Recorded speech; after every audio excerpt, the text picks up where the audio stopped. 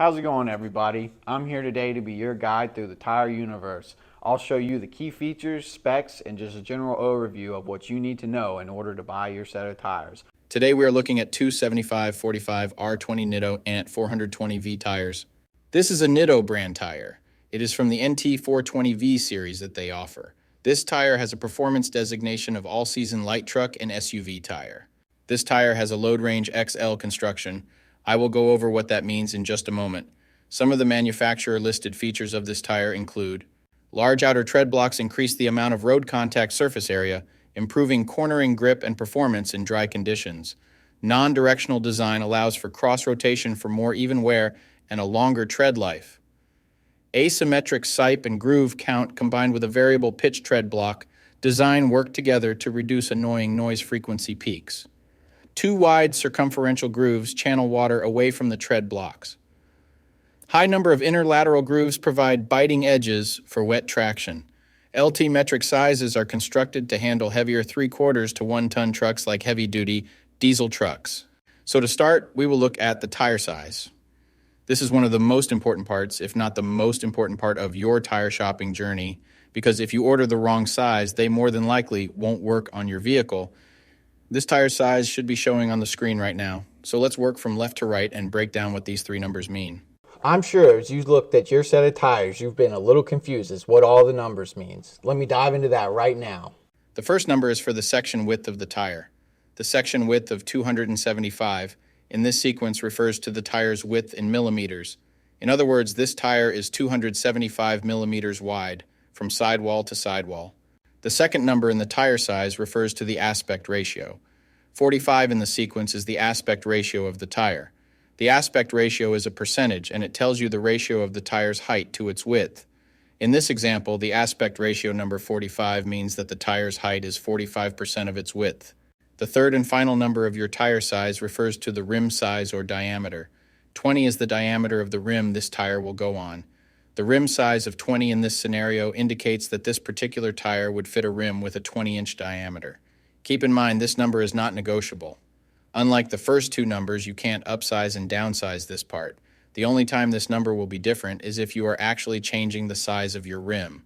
So for example, if you find a fantastic deal on a set of 265/70 or 17 tires, you absolutely cannot use them in place of your current 265/70 or 16 tires, unless you are actually changing the rim size also from 16 to 17.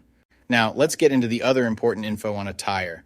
Besides the three components that make up the tire size, the three other most important components are going to be the load index, speed rating, and ply rating or load range. Don't get confused by all those numbers. I'm going to break down what they mean right now. So this is where it gets a little more tricky. These three components will sometimes require some additional research to know what your vehicle needs. So let's start with the ply rating/load range. These tires have a load range XL construction. Each designation represents a different term when looking at a tire. This can directly affect things like max tire pressure and also plays a part in the next two numbers we are going to talk about. When in doubt of the rating your vehicle requires, in most cases it is safe to go with the same rating your vehicle currently has, as long as it was replaced with the correct spec of tire last time they were replaced. Now let's talk about the other two components: load index and speed rating. Next to your tire size, you will see a number and letter combination like 110V. The number 110 is the load index. This is the number relative to the weight capacity of the tire. The higher the number, the greater the load carrying capability of the tire. Load index ranges from 0 to 150. If you are replacing your tires, they have to be the same or higher load index, never lower. For example, if your current load index is 110, a tire of the same size with a load index of 113 would work for you, but not a tire of the same size with a load index of 107. If you replace your tires and the new ones have a lower load index, the tire has a higher likelihood of bubbling and eventually blowing out. So make sure you pay attention to this when buying your set. So for the tire we are looking at today, the load index of 110 represents a weight capacity of 2337 pounds. For my metric system using friends, that would be a capacity of 1060 kilograms. Located next to the load index we just talked about, there is a letter. The letter V is the speed rating for this tire. This is the maximum speed sustainable for the tire. Each letter has a corresponding speed rating approved by the Department of Transportation and the tire manufacturer. Alphabetically, the speed rating increases as the letters advance from A to Z, except for the letter H, which we'll explain in a minute. The most common speed ratings range from L, 75 miles per hour, to W, 168 miles per hour. High-performance racing tires speed rated 168 miles per hour or higher are marked ZR.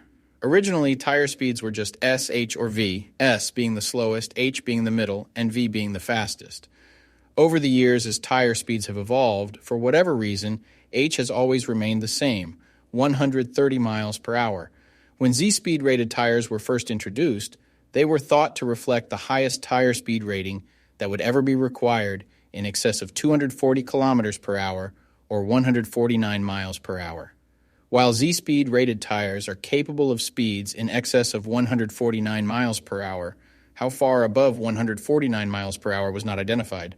That ultimately caused the automotive industry to add W and Y speed ratings to identify the tires that meet the needs of vehicles that have extremely high top speed capabilities.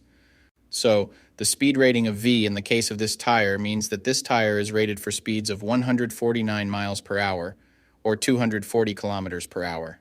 While speed rating is important in some unique cases, you shouldn't spend a ton of time focusing and comparing tires based solely off of this. While you do want to make sure the tire matches your vehicle manufacturer's specified speed rating, in almost all cases, the speed rating of a tire should always be above 85 miles per hour, which is technically the fastest posted speed limit anywhere in the United States. In conclusion, when looking at this set, make sure your current numbers and letters all match to ensure a seamless buying experience. That does it for our breakdown of this tire. Hopefully this helps you make an informed decision. Peace.